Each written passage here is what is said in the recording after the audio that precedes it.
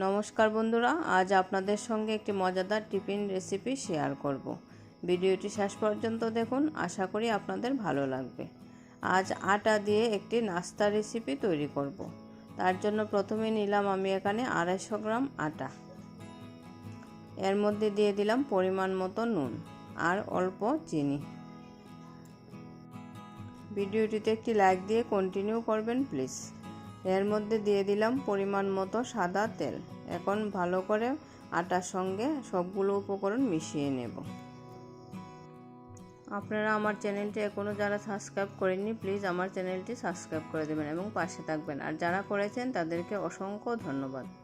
দেখুন বন্ধুরা, আটার সঙ্গে তেল, চিনি আর নুন ভালো করে মিশিয়ে নিলাম। এখন কুসুম গরম জল দিয়ে আটার মিশ্রণটা তৈরি করে নেব।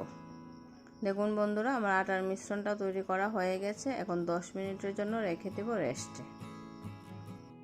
এখন আলু দিয়ে একটা পুর তৈরি করব। তার জন্য প্রথমে 3টে বড় সাইজের আলু আমি এভাবে ছোটো ছোটো টুকরো করে কেটে ভালো করে ধুয়ে নিলাম। আর আজ টিফিন রেসিপিটা নিরামিষ হবে, তাই কোনো পেঁয়াজ রসুন ব্যবহার করব না। কড়াইতে তেল দিয়ে বসিয়ে দিলাম। তার মধ্যে ফোড়নে দিয়ে দিলাম অল্প কালো জিরে। তারপর দিয়ে দিলাম কেটে রাখা আলুগুলো আর দিয়ে দিলাম পরিমাণ মতো হলুদ আর নুন আর অল্প শুকনো লঙ্কার গুঁড়ো। এবার আলুগুলো একটু ভাজা ভাজা করে নেব। যারা পেজ থেকে আমার ভিডিওটি দেখছেন, আপনাদের কাছে যদি আমার এই রেসিপিটি একটু ভালো লেগে থাকে তাহলে বন্ধুদের মধ্যে শেয়ার করে দেবেন আর আমার পেজটা ফলো করে রাখবেন এবং পাশে থাকবেন। দেখুন বন্ধুরা, আমার আলুগুলো একটু ভাজা ভাজা হয়ে গেছে। এবার দিয়ে দিলাম পরিমাণ মতো অল্প জল, যাতে আলুগুলো সিদ্ধ হয়ে যায়। এবার 10 মিনিটের জন্য ঢেকে দেব, তাহলেই আমার আলুগুলো সিদ্ধ হয়ে যাবে। ফিরে এলাম 10 মিনিট পর। দেখুন বন্ধুরা, আমার আলুগুলো খুব সুন্দর করে সিদ্ধ হয়ে গেছে।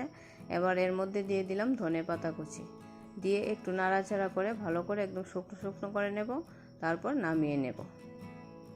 দেখুন বন্ধুরা, নামিয়ে একটা বাটির মধ্যে রেখে দিলাম, একটু ঠান্ডা হয়ে যাবে। আর এদিকে আটার ডোটাকে নিয়ে আর একটু হাত দিয়ে ভালো করে মেখে নিলাম। তারপর পাতলা করে এভাবে রুটি বেলে নিলাম। রুটিটা একটু পাতলা করেই বেলতে হবে, তাহলে টিফিন রেসিপিটা ভালো হবে এবং খেতেও ভালো লাগবে। দেখুন বন্ধুরা, আমি একটা রুটির মধ্যে দিয়ে দিলাম পরিমাণ মতো পুর।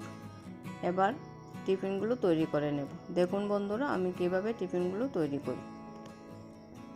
যারা আজ প্রথমবার আমার ভিডিওটি দেখছেন, আপনাদের কাছে যদি আমার রেসিপিটি একটু ভালো লেগে থাকে তাহলে পাশে থাকা বেল বাটনটি প্রেস করে রাখবেন, তাহলে পরবর্তী ভিডিও নোটিফিকেশন সবার আগে পৌঁছে যাবে আপনার কাছে।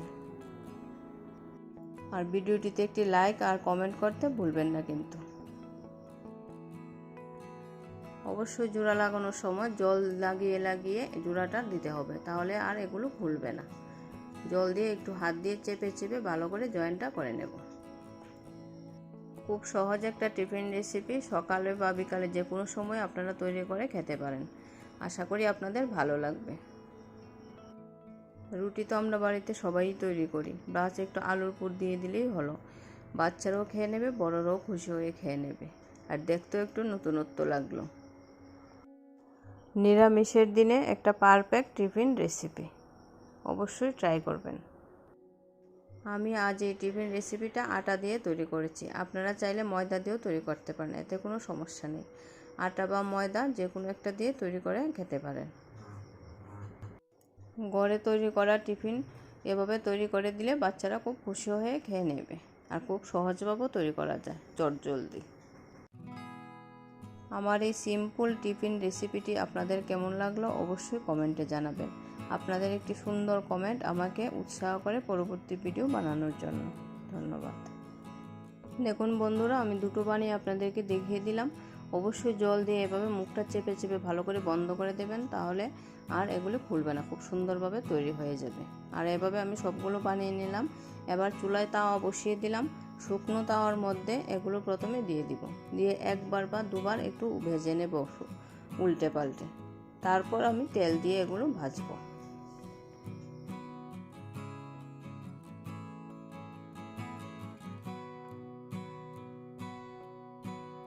দেখুন বন্ধুরা, এখন দিয়ে দিলাম অল্প সাদা তেল। এবার তেল দিয়ে আরও 2-3 বার এভাবে উল্টে পাল্টে ভেজে নেব।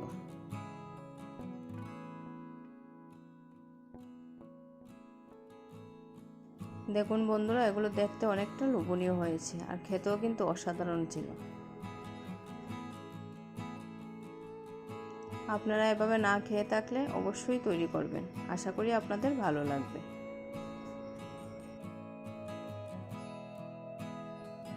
আমার টিফিন রেসিপিটি আপনাদের কাছে কেমন লাগলো অবশ্যই কমেন্টে জানাবেন। আর ভিডিওটি শেষ পর্যন্ত দেখার জন্য আপনাকে অসংখ্য ধন্যবাদ।